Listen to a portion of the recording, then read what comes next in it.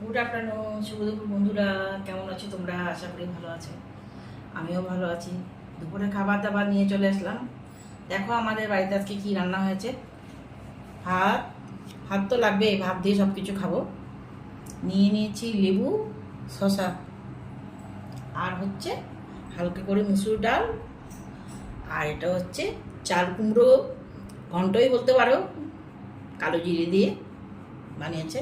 আর এটা হচ্ছে ছোট ছোট করে আলু দিয়ে কলমি শাক ভাজা, আর এটা হচ্ছে কাতলা মাছের হালকা করে একটু ঝোল, আর এটা হচ্ছে চিকেন কষা শুধু আমার জন্যে, আমি খুব ভালোবাসি শুধু আমার জন্যে।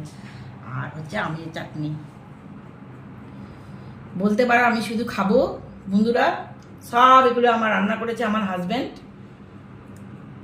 হাজব্যান্ড রান্না করেছে। দেখো কেমন হয়েছে, একটু কেমন করে সাজিয়ে দিয়েছে, একটু দেখো বন্ধুরা।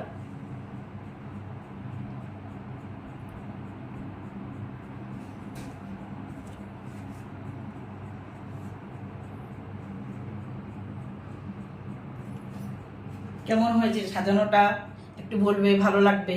আমার হাজব্যান্ড দেখো কত সুন্দর করে সাজিয়ে দিয়েছে। যাই খাই মনটা তৃপ্তি হয়ে যাবে।